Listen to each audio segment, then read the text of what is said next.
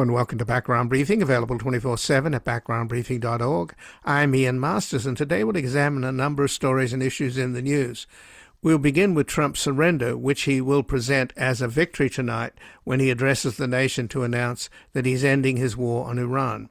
Already he's blaming NATO for his disastrous war of choice, while rewarding Putin, who is helping Iran kill Americans in the Gulf.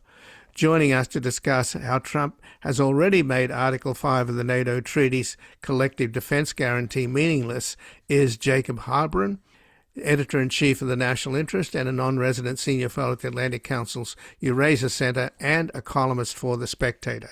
His books include They Knew They Were Right, The Rise of the Neocons, and America Last, The Right's Century-Long Romance with Foreign Dictators. He's also editor-in-chief of the Jerusalem Strategic Tribune, and we'll discuss his article at The Spectator, Trump has already checked out of NATO. Then, now that Trump has given up on his pledge to stop Iran from getting nuclear weapons, we'll go back to the origins of Trump's war on Iran, to when he tore up the P5+1 nuclear deal Obama negotiated with Iran, signed by all 5 permanent members of the UN plus Germany. Joining us is Joseph Cirincione, Vice Chair of the Board of the Center for International Policy and a national security analyst and author with over 35 years of experience working in Washington, D.C. He's the author-editor of 7 books, including Nuclear Nightmares, Securing the World Before It Is Too Late, and Bomb Scare, The History and Future of Nuclear Weapons. He previously served as president of the Plowshares Fund, a global security foundation, and director for non-proliferation at the Canadian Endowment for International Peace, among other positions. He also worked for over 9 years on the professional staff of the Armed Services Committee and the Government Operations Committee in the U.S. House of Representatives, and he writes at the Substack page Strategy and History, and his latest article at the New Republic we will discuss is When Did This War Really Start? When Trump Blew Up Obama's Iran Deal. Then finally we'll speak with David Daley, the author of Anti-Democratic, Inside the Right's 50-Year Plot to Control American Elections, as well as the national bestseller Rat Effed, Why Your Vote Doesn't Count, which has been credited for kickstarting the national movement to reform redistricting. He's the former editor-in-chief of Salon, and his journalism has appeared in The New Yorker, The New York Times, and The Atlantic, among other publications. And we will discuss the executive order Trump issued yesterday, which has him decide who gets to vote by mail. And before we begin with Trump having bombed 7 countries and started a war against Iran, while at home his ICE thugs terrorize and break up families, murdering American citizens in the process, the need to rid the country of the deeply unpopular Trump kakistocracy and his clown car cabinet could not be more urgent. But these crooks and criminals would do anything to stay in power, as their billionaire buddies buy up the mainstream media and the mob boss intimidates Republican politicians. Only people power can beat money power, and we need all hands on deck as we continue to do our part, delivering a daily public service, providing the facts and evidence to inform the majority of what they are up against and how to win back our country, our decency, and the respect of the community of nations. You can help save America's 250-year-old democracy by making a tax-deductible donation at backgroundbriefing.org/donate or at publictruthmedia.org, and thank you. And joining us now is Jacob Heilbrunn, the editor at the National Interest and a non-resident senior fellow at the Atlantic Council's Eurasia Center. His books include America Last, The Right's Century-Long Romance with Foreign Dictators, and he has an article at The Spectator, Trump has already checked out of NATO. Welcome to Background Briefing, Jacob Heilbrunn. Thank you, Ian. So, Jacob, obviously we're talking just ahead of Trump's announcement tonight at 9 p.m., which I imagine will be a surrender. And he started a war on Iran. It's not going well. Now he's going to blame NATO, and suddenly, instead of Iran being the enemy, NATO is the enemy. Is that what we're going to hear tonight? You're definitely going to hear that. He's going to package surrender as a triumph.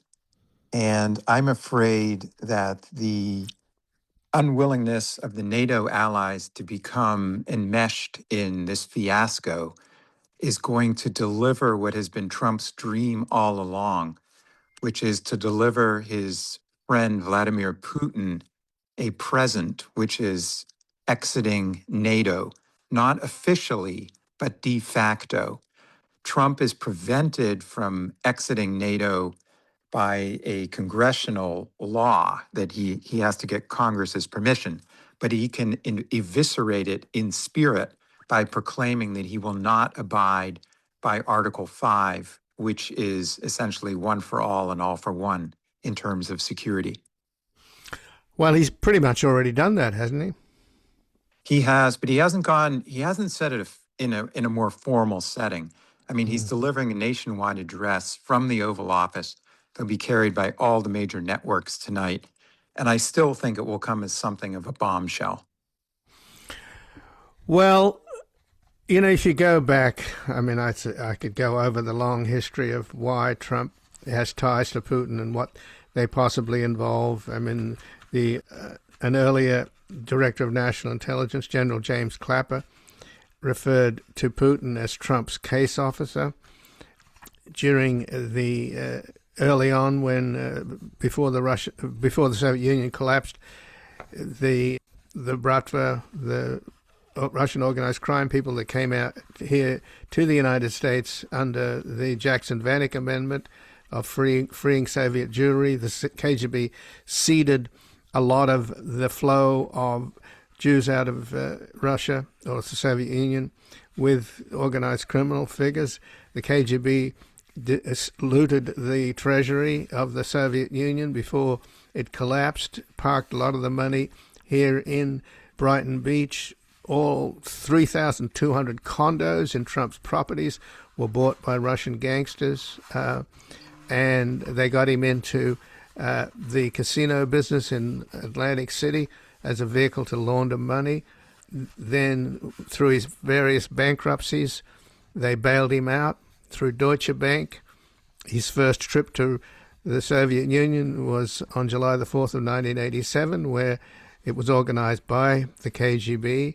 And there are many reports, including from KGB officers that I've interviewed, that they set him up in a honey trap there. What we do know is the minute he returned to the United States, he took out full-page ads in the Boston Globe, the Washington Post, and the New York Times, extolling the virtues of the Soviet Union and criticizing NATO and arguing back then in 1987 that the U.S. should get out of NATO. I could also go on with, in his first term, the first thing he did was destroy as much as he could the institutional knowledge and the FBI of Russian organized crime and KGB activities here in the United States. Everybody that he fired and targeted were the top counterintelligence people, starting with Andy McCabe, Peter Strzok, Bruce Orr, Lisa Page.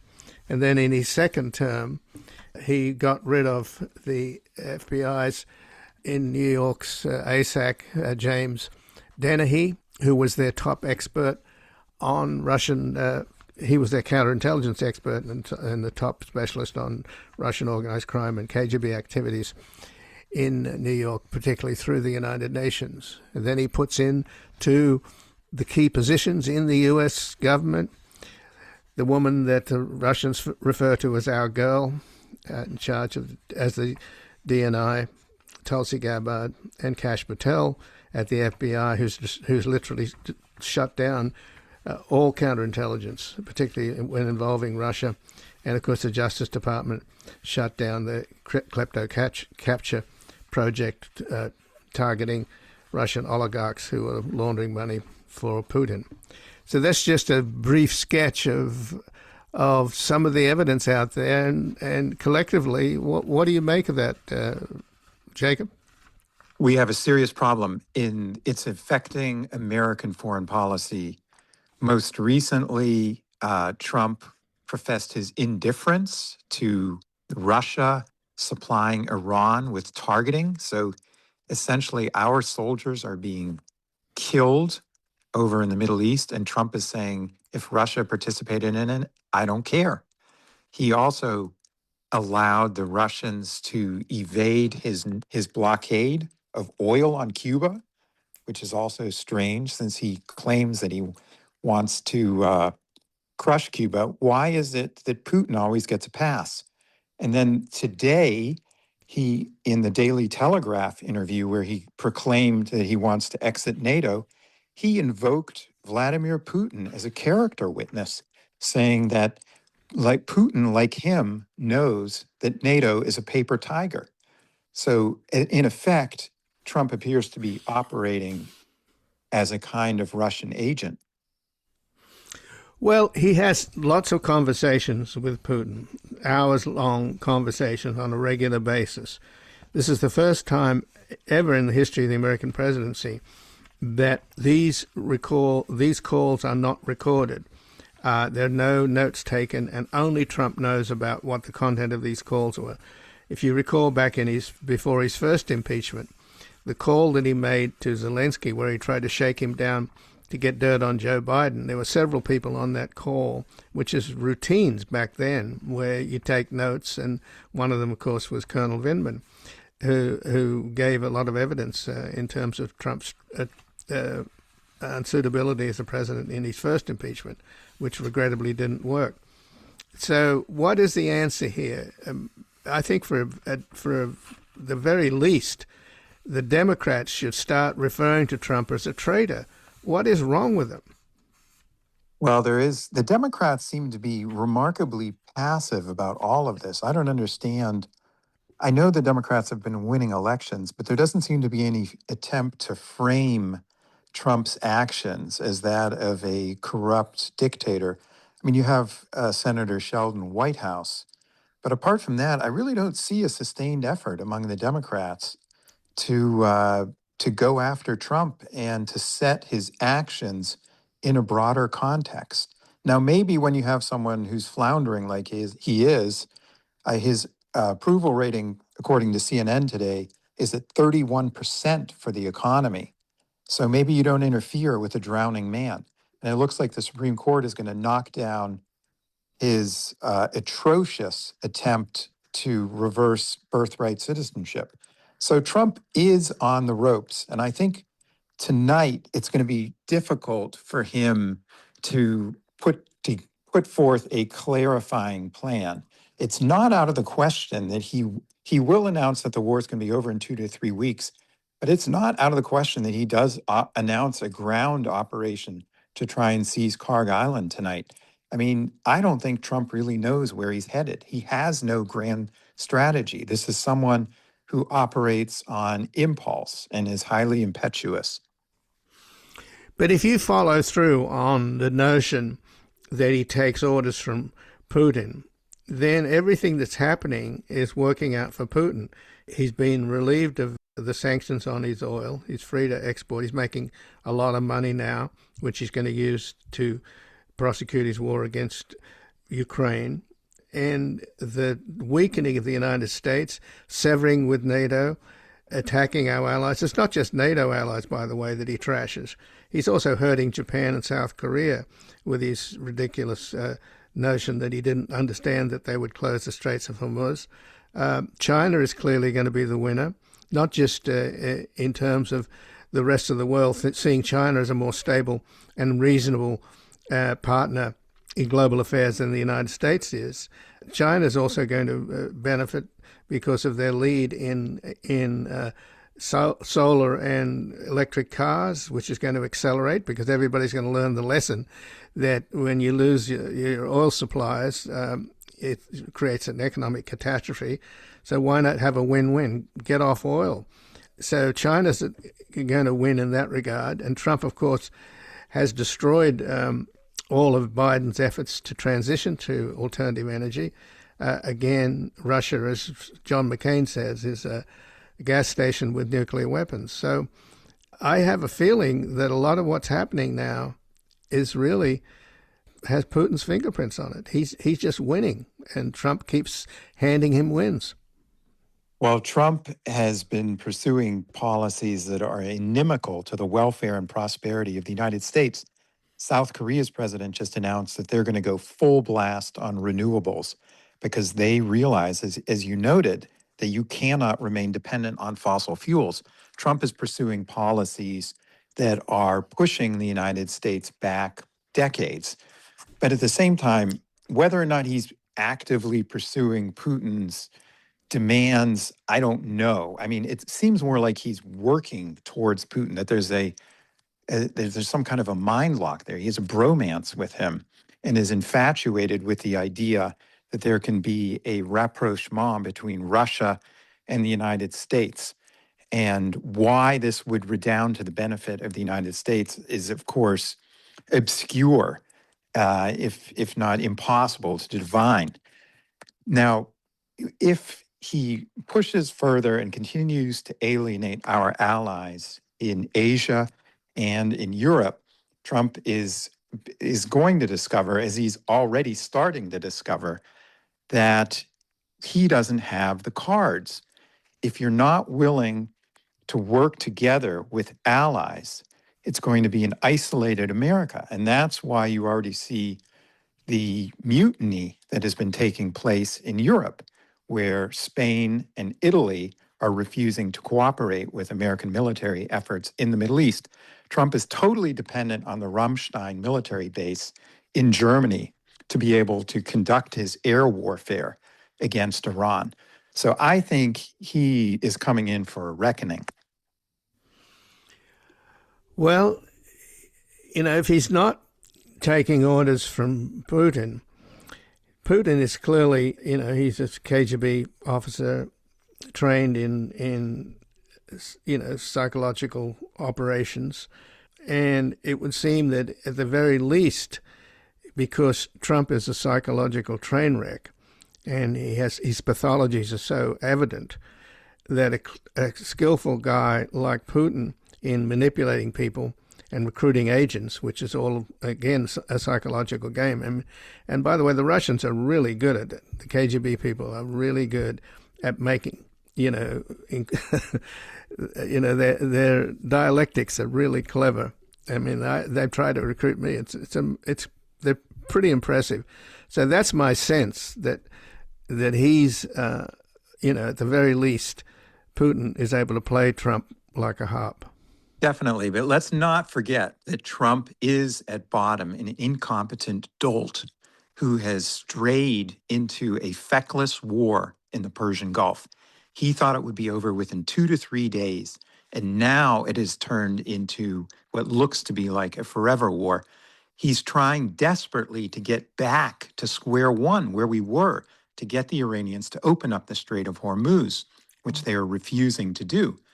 He has not secured the uranium, the enriched uranium in Iran, nor has he been able to carry out regime change, no matter what he and his defense secretary, Pete Hegseth, may aver. So I think, as you pointed out, Trump is headed towards what's going to be a surrender. We have lost the Iran war. This looks very much like Russia trying to conquer Ukraine, where Putin thought it would be over in a couple days, and he thought the Ukrainians would surrender. And instead, it turned out to be an act of hubris, no different than the arrogance that the United States has displayed in wantonly attacking Iran. But what Trump will be announcing tonight, the consequences of this abrupt pullout, and I'm not sure he's even going to do the Karg Island thing, because I think he knows, he's probably been told that would be a catastrophe, and you can't change a war with 5,000 Marines. You need 500,000 if you really wanted to achieve the ends that Trump promised. And of course, he's already said some time back that we already won the war, but we have clearly will have lost. Not that it was a justified war to begin with. The Iranians will, first of all, the neighborhood. Those so-called allies, they're now terrified of Iran and skeptical of the U.S. All of that idea of the glittering cities in Doha and Dubai, etc., forget about it. They're no longer going to be havens for capital. They're a catastrophe. Iran will rebuild. You've got the worst possible people in charge of Iran now, even worse than the earlier bunch of murderers. So the Iranian people are going to be hung out to dry under the yoke of a worse government. The Iranians will be able to set up a toll booth on the Strait of Hormuz and decide who gets to pay and who doesn't. They'll control the flow of 20% of the world's oil. They are just going to win, win, win. Europe, Asia, the rest of the world is going to lose. the U.S. allies. He's already cut loose NATO, and as you mentioned earlier, Japan and South Korea. And even those allies in the Gulf that have given him so much money, he's hanging them out to dry. I mean, what a disaster. There's one silver lining, which is that Trump has turned out to be the world's leading eco-terrorist. And by destroying so many oil facilities, he is pushing the world in the reverse direction from which he wanted it to march. He was all about burning more fossil fuels. This war has only underscored the imperative for us to emancipate ourselves from fossil fuels. So instead of drill, baby, drill, it's what? Run, baby, run? Definitely. So, I don't know how the United States is going to respond under Trump. I mean, he's trying to bribe this French company, giving them $1 billion not to build a wind farm right. off the coast of the United States. Again, these are harebrained strategies. They must be reversed. The melancholy part of this is that we have lost at least a decade by having Trump as our president already in the past year and a half. Well, just in closing, it's obviously time for the 25th Amendment. And obviously, J.D. Vance doesn't have the cojones to do it. The cabinet are a bunch of sycophants. They're not going to do it. John Thune is a weakling. And the head of the House, little Mikey Johnson, is totally in Trump's pocket. But doesn't that mean that the Democrats and everybody in this country who can see the obvious, that this man is destroying us and he's a catastrophe and he's lost his mind, isn't it time for a national groundswell and a national debate about the 25th Amendment that will force them into it? I don't like the idea of J.D. Vance getting on the job training. But on the other hand, in terms of basic patriotism, this is unsustainable. We cannot have a reckless, dangerous, and ignorant fool like this running the United States and being the leader of the free world. Something's going to break, and my suspicion is it's going to be the midterm elections, where you could see a landslide for the Democrats in both the House and the Senate if matters continue as they are now. And in that case, if the Democrats won a convincing victory in the Senate, I would not rule out the possibility of a third and potentially successful impeachment trial of Trump. Well, Jacob Heilbrunn, I thank you very much for joining us here today. Thanks, Ian. And again, I've been speaking with Jacob Heilbrunn, who's the editor of the National Interest and a non-resident senior fellow at the Atlantic Council's Eurasia Center and a columnist for The Spectator. His books include They Knew They Were Right, The Rise of the Neocons, and America Lost, The Right Century-Long Romance with Foreign Dictators. He's also editor-at-large of the Jerusalem Strategic Tribune, and he has an article at The Spectator, Trump has already checked out of NATO. We're going to take a brief station break. We're back to look into the origins of Trump's war in Iran to when he tore up the Obama deal negotiated with Iran, signed by all 5 permanent members of the UN plus Germany.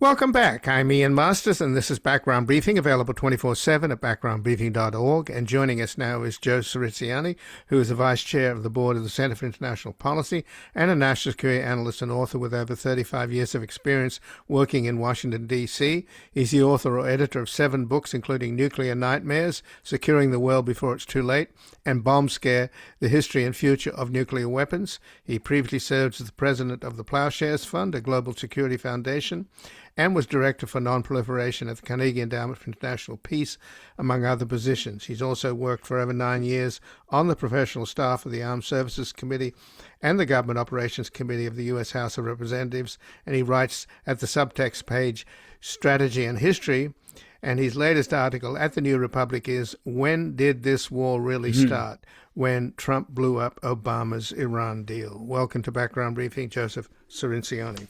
Thank you, Ian. It's a pleasure to be back with you. Well, thanks for joining us, Joe. We're on the air just before President Trump announces to the nation, which I assume he will, that he essentially is surrendering on this misbegotten war that he decided to have. It was his war of choice.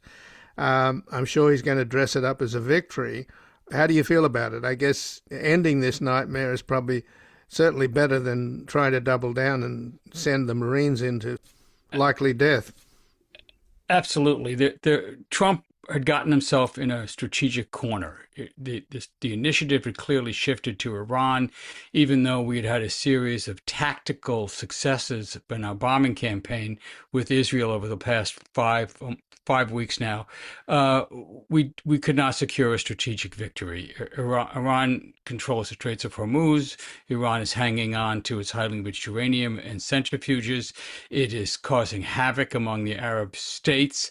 Iran has got a harder line regime now than it did at the beginning of this war, and it presents more of a threat to the region than it did before. It's shown what it can do with just a few missiles and a few mines. So Trump needs a way out. If this is actually a retreat master's victory, I welcome it. It's better. The most important thing is to get out now, to stop this before it gets any worse. There are multiple escalatory paths that could have turned this disaster into a complete regional, even global catastrophe. I'm glad he's pulling out if that is what he's set to do. But this is absolutely outrageous political, economic, diplomatic, and strategic malpractice. If Trump were a doctor or a lawyer, he'd be disbarred. That's absolutely true. This was an unnecessary war, although we disagree with Iran, and although it's an odious regime that represses its people and threatens its neighbors, it's not a direct or imminent national security threat to the United States. We had no reason to attack it. It also is an illegal war. Domestically, this was unauthorized by Congress. Congress is the only body that by the Constitution is permitted to declare war. It wasn't authorized by the UN Security Council. The charter of the United Nations that we wrote in Chapter 1, Article 2 says that no nation can threaten military force against the territorial integrity or political independence of another state. That's what we did. That's what Putin did in Ukraine. That is what China is threatening to do with Taiwan. We have sort of legitimized this kind of illegal warfare. For all these reasons and more, including that if this war continued, the seizure of economies that is already happening in Southeast Asia, South Asia, where countries are at the brink of energy catastrophe because of the closure of the straits, that would spread throughout the world. So it's a good thing that Trump is calling it quits and masking it as best he can as some sort of victory. So let's turn to your article at the New Republic. When did this war really start? When Trump blew up Obama's Iran deal. So back when Trump did this, it's just what he did when he first came in his first term in 2017. And remember back then, his first Secretary of State, Rex Tillerson, referred to Trump as an effing moron. So did he tear this thing up because he's obsessed with undoing anything that Obama achieved? And he obviously has deep racism, which is shared by his Secretary of War, Pete Hegseth. He just doesn't like successful black people, men or women, and particularly women. But Obama, he seems to have an obsession with. After all, he started the Bertha canard about Obama not being an American citizen. So what was going on there? Is it a combination of what Rex Tillerson said, that he's a moron, and his obsession with Obama, Or did he have some strategic purpose? Or did Netanyahu talk him into it? Why did he do what he did? Because you're absolutely right. This is the origin of this ridiculous war. And we'd be so much better off had he not torn up the JCPOA. And we're going to be so much worse off because of what he's going to announce tonight. Yes. First, let's be clear. The Iran nuclear deal, initially begun in November of 2013 with an interim agreement and then finalized in 2015, was not a flawed deal. It was the strongest nonproliferation agreement I've ever seen, and I've been studying and working in this field for 40 years. It blocked all of Iran's pathways to a bomb. It put in place limitations, that's true, had expiration dates, but most of those expiration dates weren't until 2031, 2036, 2040. If this deal was still in effect today, Iran would not have highly enriched uranium buried in Isfahan that we would try to seize. They would not have advanced centrifuges that could spin that highly enriched uranium into the core of weapons in a matter of weeks. It wouldn't have anything like the program that they now have. Trump pulled out of it for several factors. And one, I completely agree. It had the main flaw in the Iran nuclear deal was it had Obama's signature on it. He had a scorched earth policy towards Obama. He wanted to get rid of it. The second is he had this, ridiculous, unrealistic faith in his own negotiating ability. He said there was flaws in this deal.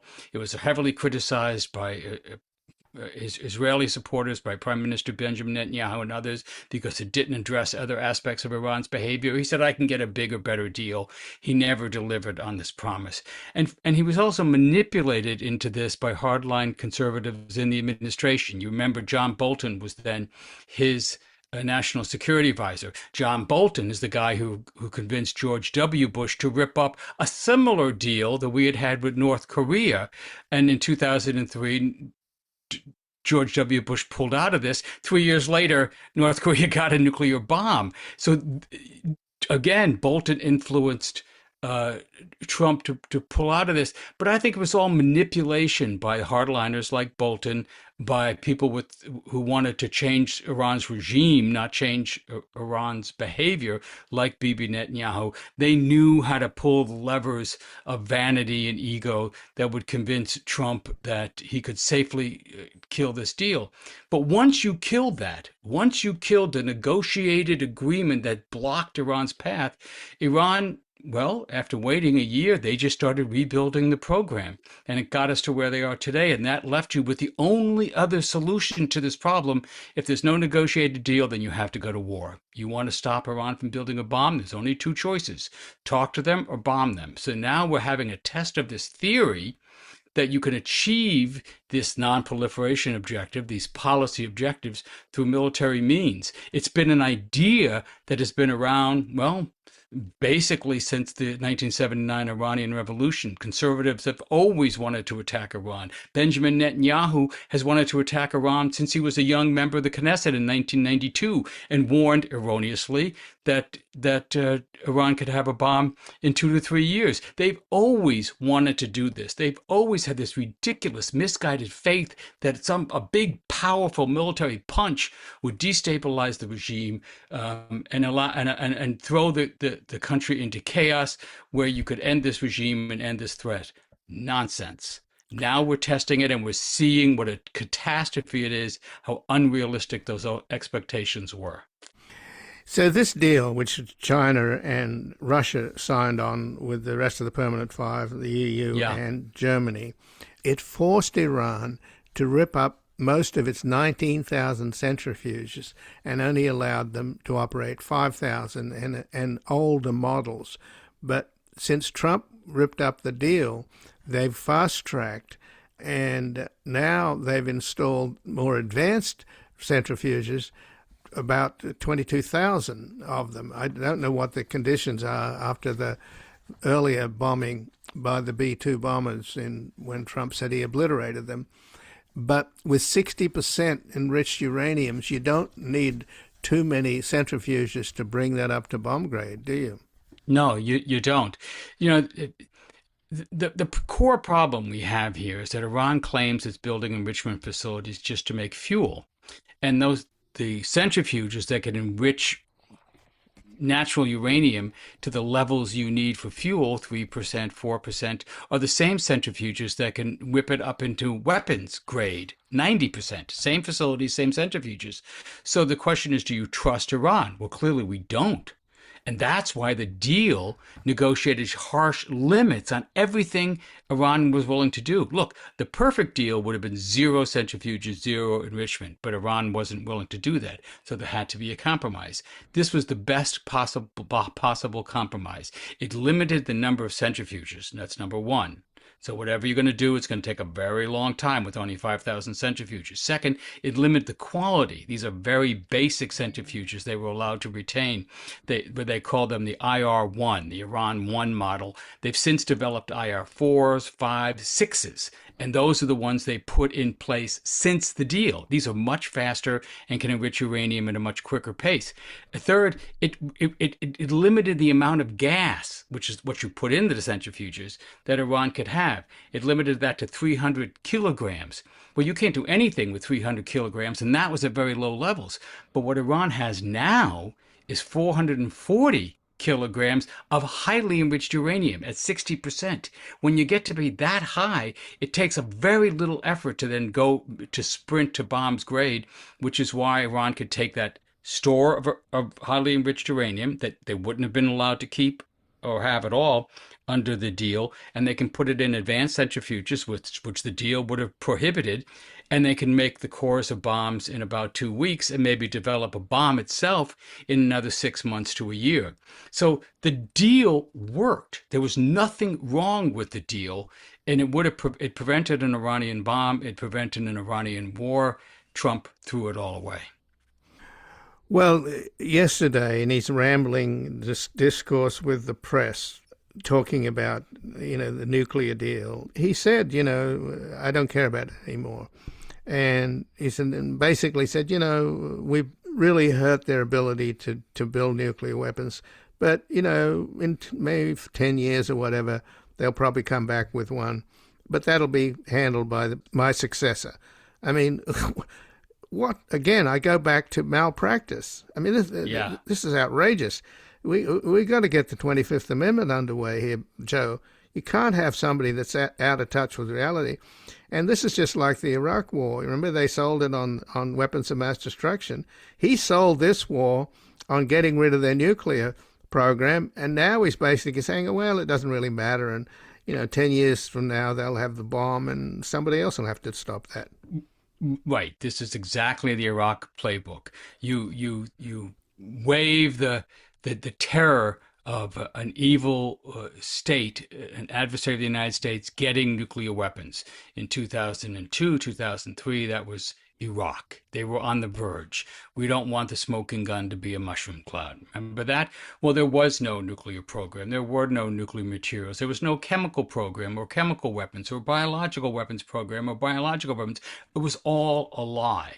And then years afterwards, confronted with those lies, the Bush administration officials said, well, Hussein was an evil man. The world is better off that he's not here. Well, that's not why we went to war. We don't go to war to kill evil men. We go to war to protect the national security of the United States. Same playbook here. He's waving the nuclear threat. He lies. He lies repeatedly. Said Iran could have a nuclear weapon within 2 weeks. No, they can't. They can make the core of a weapon within 2 weeks, but that's just the first step. It's many more steps to go. They weren't close. There was no evidence whatsoever. In fact, when the director of national intelligence, Tulsi Gabbard, was forced to testify just a few weeks ago, the national intelligence estimate is that Iran ended its nuclear weapons program in 2003, has not restarted it, and did not represent an imminent threat of getting a nuclear weapon.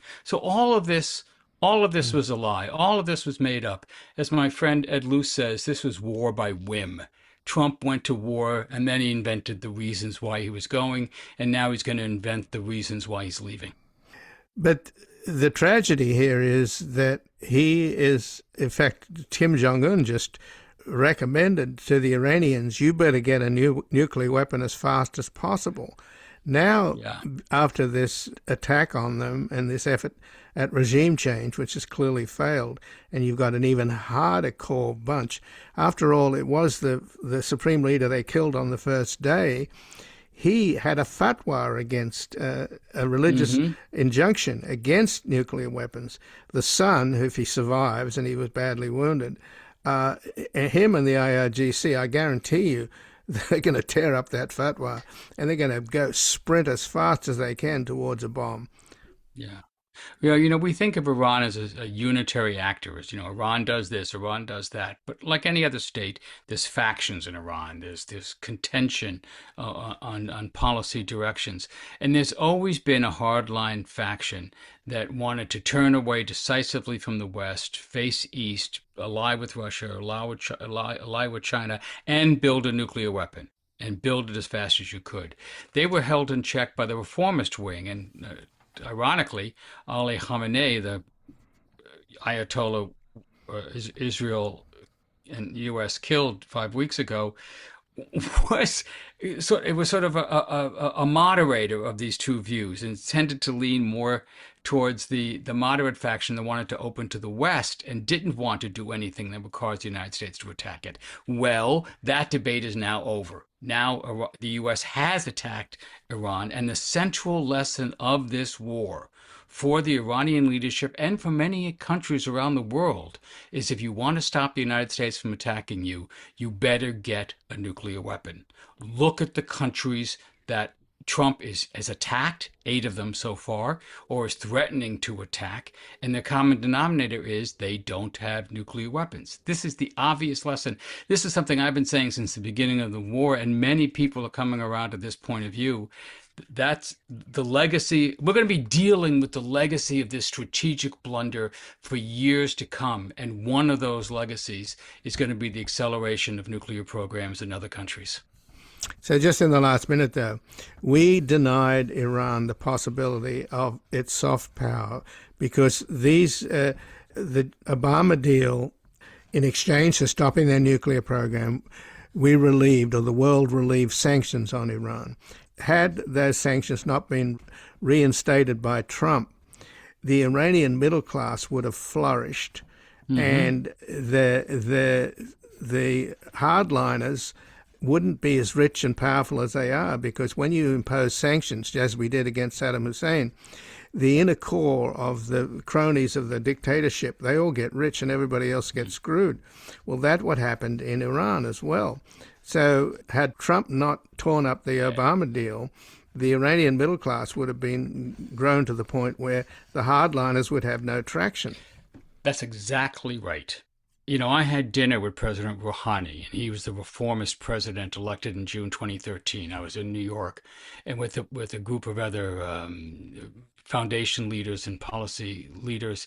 And we asked him directly, this was September 2013, why the United States and Iran weren't going to negotiate a big comprehensive deal that dealt with all the differences we have. And he said in that great Iranian way, the table will not bear the weight of all these issues. So we've decided to start with the most difficult one. And as it turned out, in October, John Kerry led a delegation that started the negotiations with Rouhani, and within a matter of months, they reached the interim agreement. And the plan always was that we solve the most important issue for the United States. Whatever else we disagree with about Iran, we don't want to have Iran have a nuclear weapon to back up these other threats. And we start with that, and that does two things. It eliminates the threat, but it also opens a bridge to then deal with the other issues, ballistic missiles, support for proxies. It also opens up Iran to the West. Just what you said, by lifting the sanctions, you strengthen the reformist wing. You strengthen the middle class. You can actually begin a process that could result in the transformation of Iran to a much more open country with a less repressive regime. All of that was thrown away when Trump pulled out in 2018. The reformist wing was discredited, the hardliners were vindicated, and it set us on the path to war.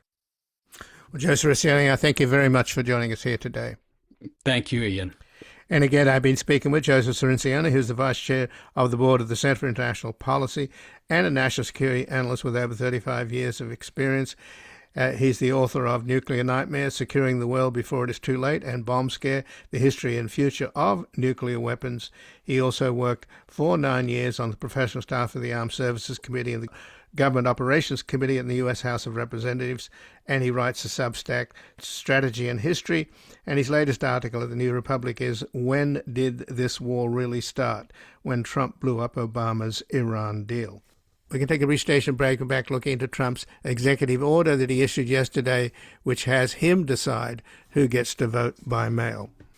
But the atoms here, in spite of hysteria, it flourishes in Utah as well as Siberia, and whether you're a black, white, red, or brown, the question is this when you boil it down. To be or not to be, that's the question. The answer to it all ain't military datum, like who gets there firstest with the mostest atoms. No, the people of the world must decide their fate. They gotta get together or disintegrate. I hold this truth to be self-evident that all men may be cremated equal. Welcome back. I'm Ian Masters, and this is Background Briefing, available 24/7 at backgroundbriefing.org. And joining us now, David Daley, the author of Anti-Democratic: Inside the Right's 50-Year Plot to Control American Elections, as well as the national bestseller Rat Effed, Why Your Vote Doesn't Count, which has been credited for kickstarting the national movement to reform redistricting.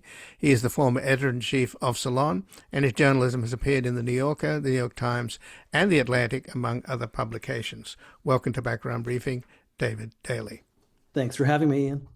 Well, thanks for joining us. And yesterday, Donald Trump issued an executive order that basically has him decide who to get to vote by mail. And of course, he's already, displayed breathtaking hypocrisy because he's been railing against mail-in voting and saying it's full of fraud. At the same time, every time he votes, including just in the last week or so, he voted by mail. So how stupid are we as a people not to notice that this guy is trying to rig the next election? And the idea that he, via this executive order, he will essentially get to decide who can vote, because he will then have DHS look at everybody on the voting lists that the states are supposed to hand over to him. And then they'll go through them and they'll decide, oh, well, this person can vote because they vote Republican, but not this one. And then they'll tell the post office to only mail the ballots to the people that they approve. Am I missing something here, David? I think you've explained this executive order much better than I can, right? Because it doesn't make any sense at all. It's not workable. Donald Trump called it a foolproof, but I think really it was designed by a fool. On top of that, of course, we have to start here. The president does not have the power to do this. He does not have the power to federalize control over state elections. He does not have the power to command the United States Postal Service to do anything. None of this is going to stand a chance in the courts, even the courts that we have in this country. So let's start there. He can't do this. Even if he could, this isn't fundamentally workable. What he has designed here is an absolute train wreck. And it's a logistical impossibility to even imagine that a small piece of this could happen ahead of the 2026 midterm elections. It just can't happen. But it looks as though this has been a plan for some time, not just a whim, like deciding to go to war on Iran. He didn't wake up on the wrong side of the bed and come up with this yesterday, because they've been trying to get the voting rolls from the various states for the longest time, haven't they? They have. And that's what's so strange about this executive order is some of the various EOs that have leaked on voting have been much tougher, much more revolutionary than this one. This one almost does look like someone just got up a few days ago and imagined trying to put it together. I certainly agree. This administration has been telegraphing its desire to manipulate and stand in the way of a free and fair election in 2026. Trump has been very clear on right-wing podcasts, in all of his talk, that this is what he wants to do. But what he wants to do is crashing up against what he actually can do. Um, the things that are in this executive order, right? The idea that the Department of Homeland Security could make this list, that it could be given to the states, that the states could then in turn give their own lists to the Postal Service, that the Postal Service would then only deliver and accept to people who are actually on this list.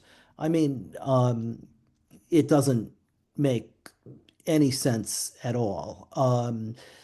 None of these agencies have the ability to do this and pull this off, even if they were given, a couple of years. What you're talking about here is, an awful lot of work. And the citizenship roles in the country themselves are complicated and not especially well kept. The idea that the Social Security Administration and the Postal Service could put this together, extraordinarily far-fetched.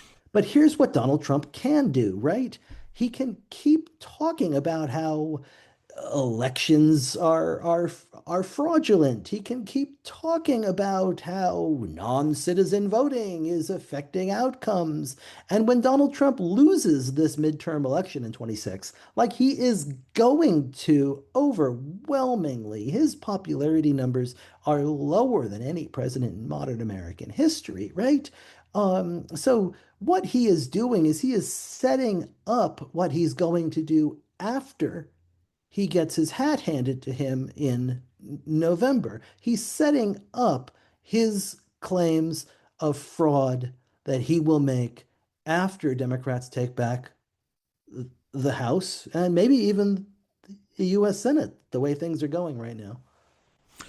Well, this is a pattern, though, isn't it? I mean, whenever he loses an election, it's fraud. And, when he lost in 2020, of course, he launched the coup attempt on January the 6th, which is about as extreme as it can possibly get. But there wasn't a peep out of him after the 2024 victory, right? No problems with that election. Yeah, that election was absolutely free and fair and safe and secure. No non-citizens voting in that one, right?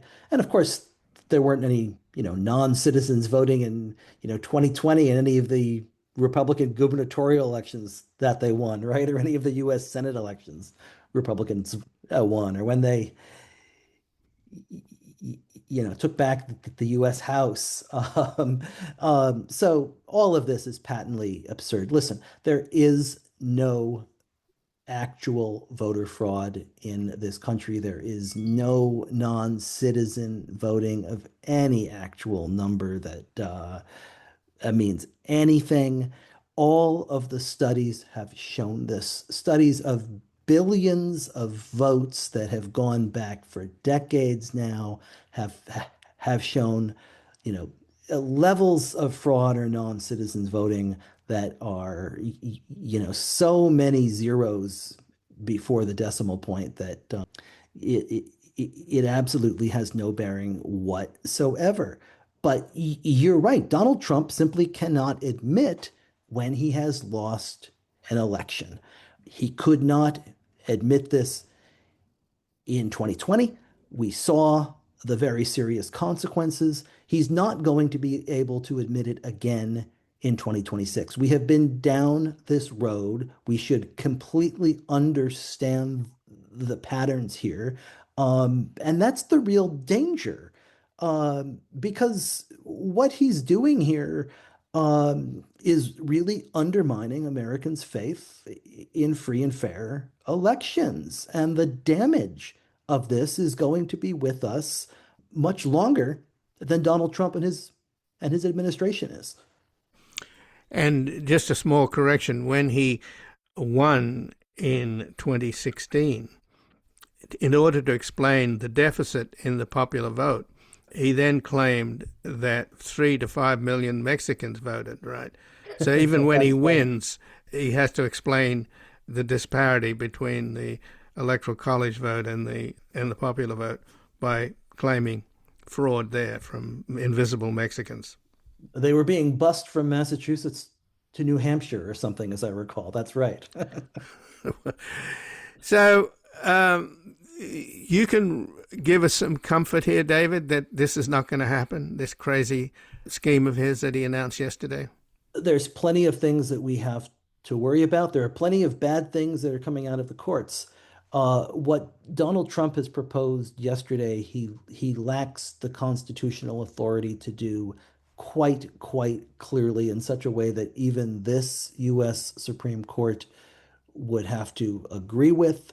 What he is calling for is so far-fetched and so complicated that it could not take place given the election administration challenges. He lacks the ability to command the Postal Service to do this. The Postal Service lacks the ability to actually carry it out. Can you imagine dumping this onto an already overwhelmed Postal Service that they're going to have to check ballots up against a list of names at your local community post office?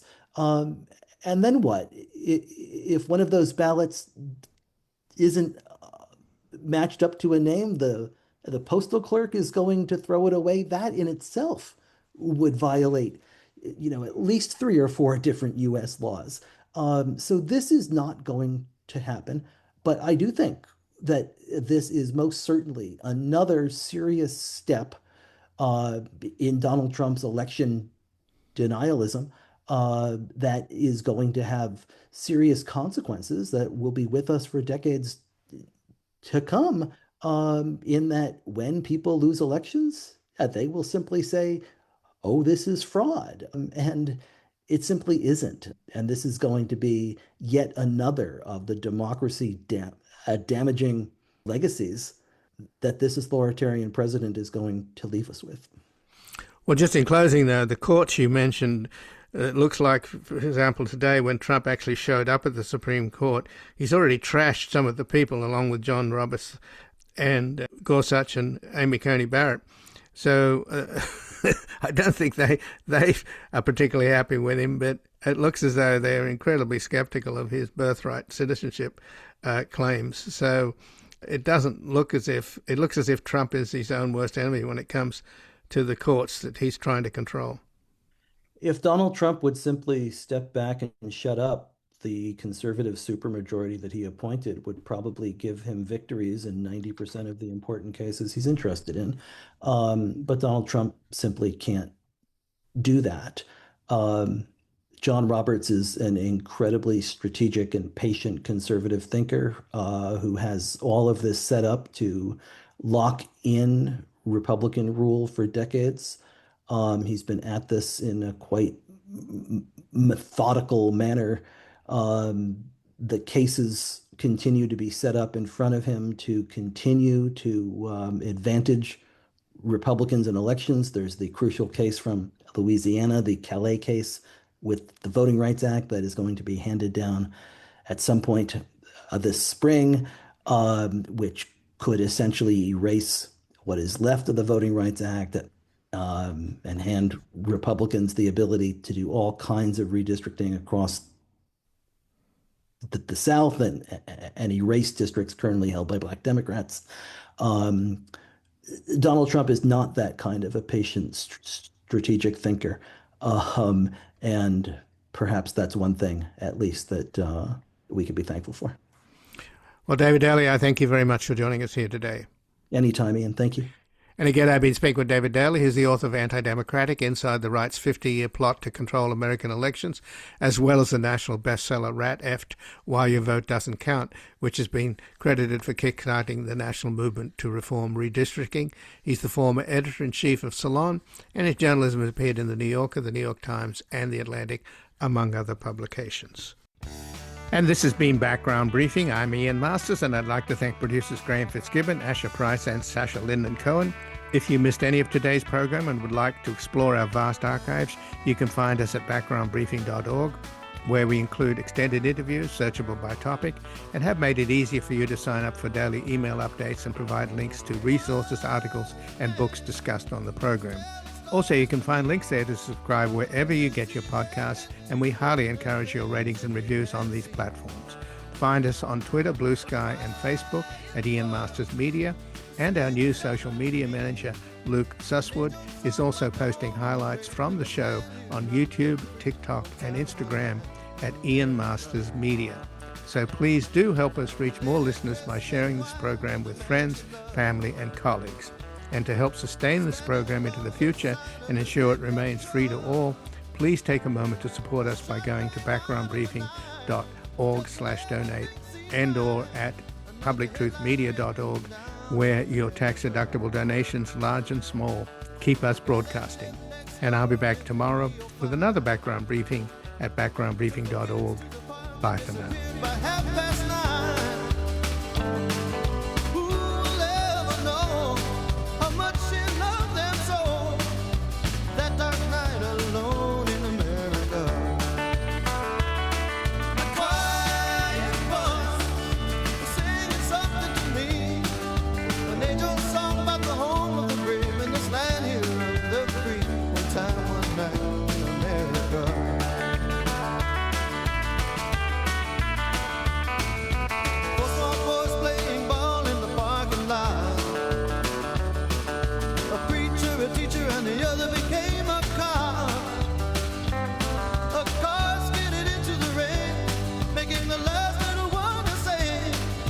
One more light goes out in the